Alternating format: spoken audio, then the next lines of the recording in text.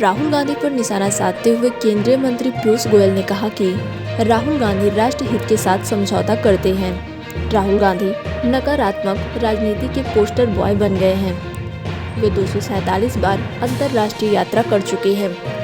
वे बाहर जाकर भारतवासियों के साथ समझौता करते हैं।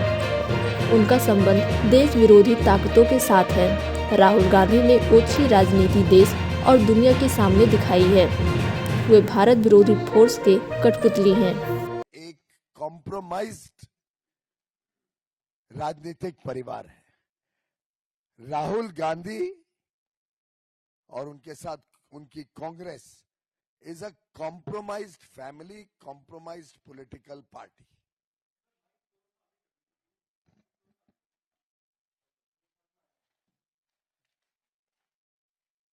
मित्रों, राहुल गांधी यानी कॉम्प्रोमाइज। गांधी परिवार पूरी तरीके से एक कॉम्प्रोमाइज्ड परिवार है। एक कॉम्प्रोमाइज्ड कांग्रेस के नेतृत्व करते हैं। अनेक तरीके से कांग्रेस पार्टी का इतिहास देख लें, वर्तमान देख लें, चाहे उनके भ्रष्टाचार के अलग अलग किस्से हों, किस प्रकार से वो विदेशी ताकतों के प्रभाव में जनहित और राष्ट्र हित के साथ कॉम्प्रोमाइज करते हैं, किस प्रकार से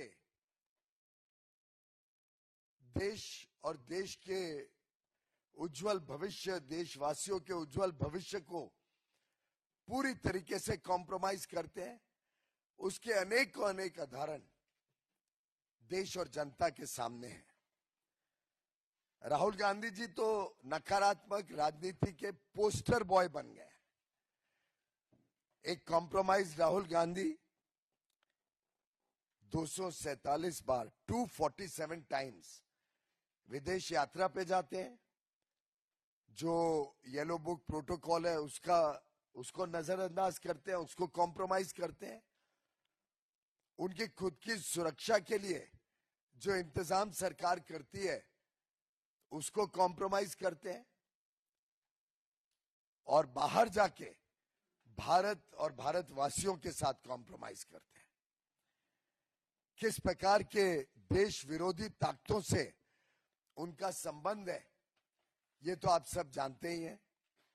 कैसे वो इल्हान उमार को, जो सोरोस का जोड़ीदार है, जॉर्ज सोरोस के साथ जिनके अवैध संबंध सामने आते रहते हैं, उनको मिलने जुलने का कार्यक्रम करते हैं। किस प्रकार से बॉर्डर सेंसिटिव एरिया लद्दाख में जाके वो विदेशी लोग जो भारत के हितों के खिलाफ काम कर रहे हैं, शाकिर मिराली जैसे, उनके साथ संबंध रखते हैं। किस प्रकार से वो सोरोस और पाकिस्तान से चाइना, पाकिस्तान जैसे देशों के साथ जिन व्यक्तियों का लिंक है, उनके साथ राहुल गांधी अपने देश को कॉम्प्रोमाइज करते हैं।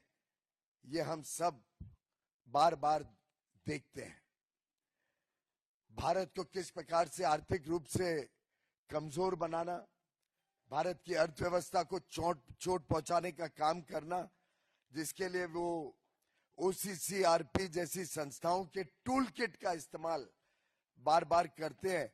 भारत की अर्थव्यवस्था को डिस्टेबलाइज करने के लिए, कमजोर बनाने के लिए, ये भी देश ने लगातार महसूस किया है, देखा है, अनुभव किया है।